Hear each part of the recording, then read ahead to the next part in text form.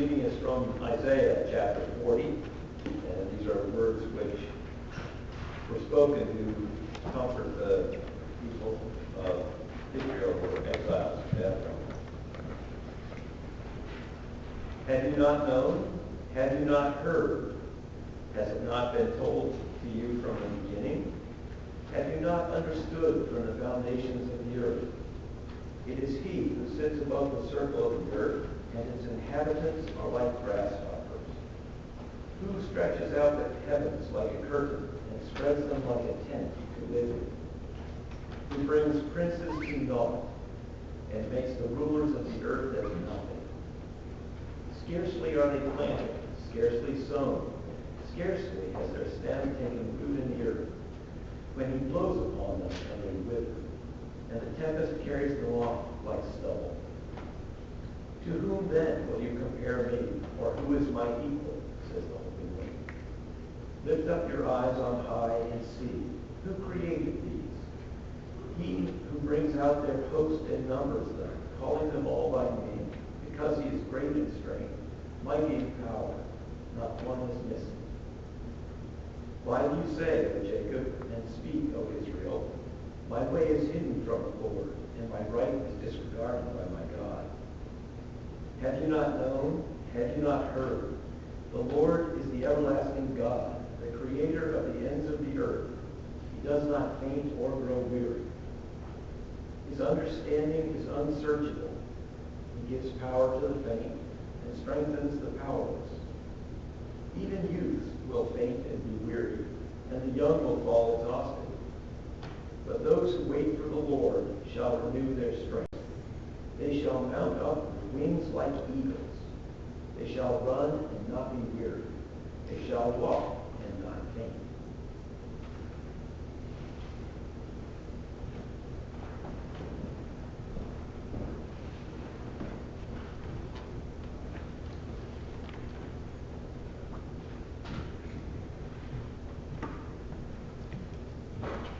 I'd like to tell you about a cat that we had for several years in Maine and then for a while in New York. His name was Thursday. I have no idea why he got that name. And we inherited Thursday from some friends in Monmouth, Maine, who were moving overseas for several years to teach at a school somewhere, I think in Pakistan. And Thursday the cat could not go with them. So we inherited him. Now what you need to know about Thursday was that he was a very large cat. He weighed, when we got him, somewhat over 30 pounds. And he didn't have a huge frame. So he looked like a butterball. Looked like a stuffed turkey. But he was a great cat. He had a wonderful personality, and he was great company. And of course, one of the first things I thought about was, how can I help Thursday to lose some weight?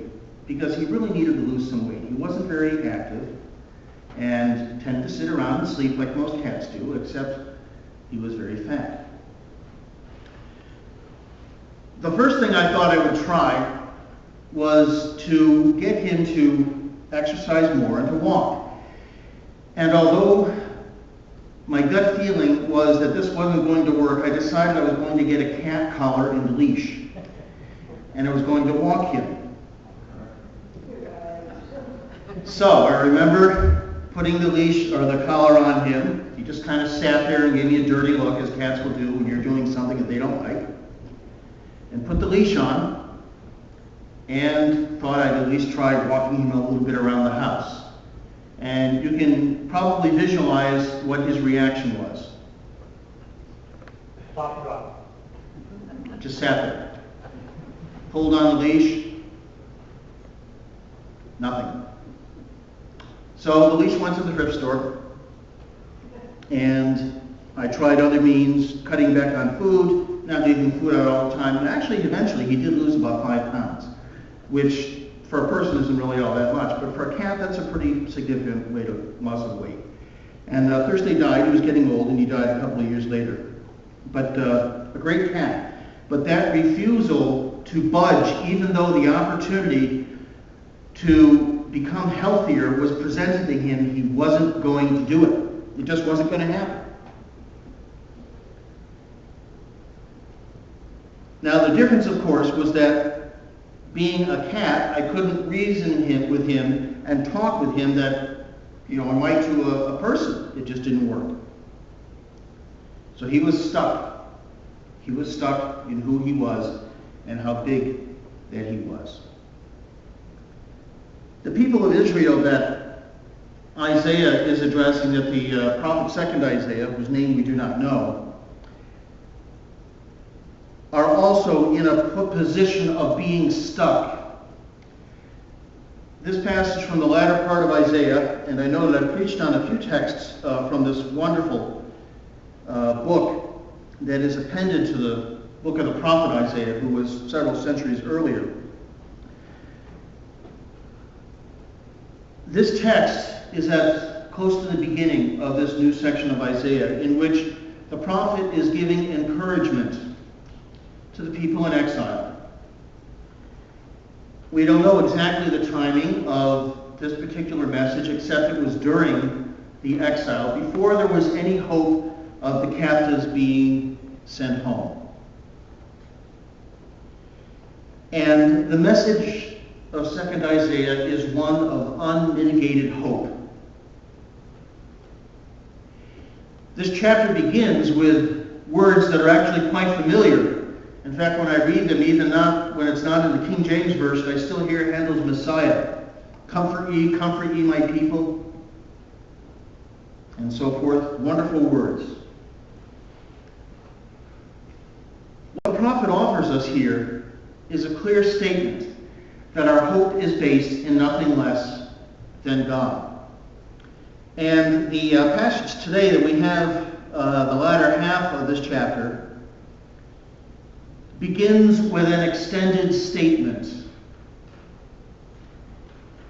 that our hope is in God, the same God who created the universe, who created the oceans, put the stars in place, and is what holds and binds together all of creation. This is what our hope is based on. And a couple of times we hear the prophet saying, speaking for God, haven't you known? Haven't you heard? The implication is that this is not something that's new. This is something we know already. That God is greater than creation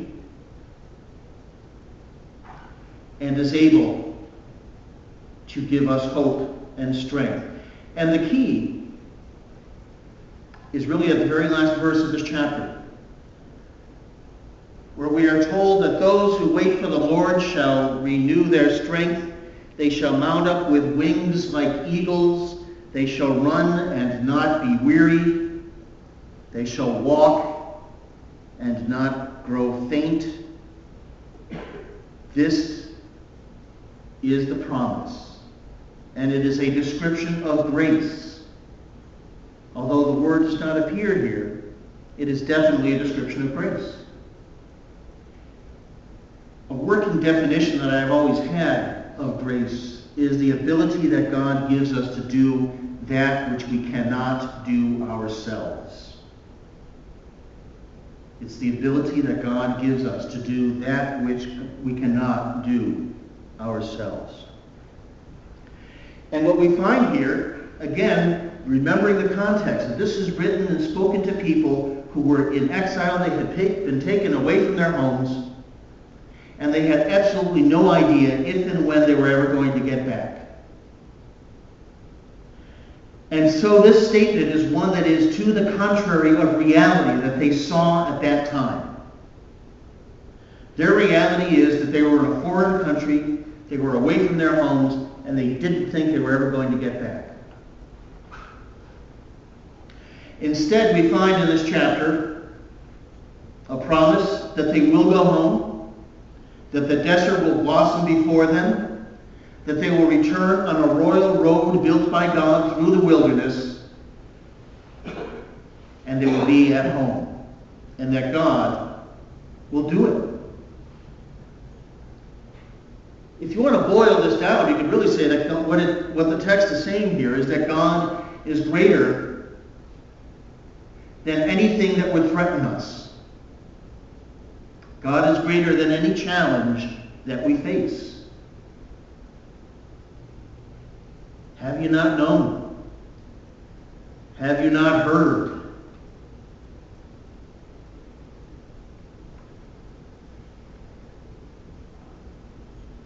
The prophet tells us that God is not a God who simply talks and makes promises, but is a God who acts and who delivers. So the question is, how to get out of exile. That's what the people wanted to know. They probably wanted to know, well, how is this going to happen? The first step would actually be their own, and we can bear this in mind ourselves, which is to act as though you believe that you are not in exile. The way to establish a good habit, no matter what that habit is to do it over and over again. If it's a habit that you want to develop, as it's something that you need to do every day or on an ongoing basis, to be conscious and deliberate and do it over and over again will build that habit into your routine.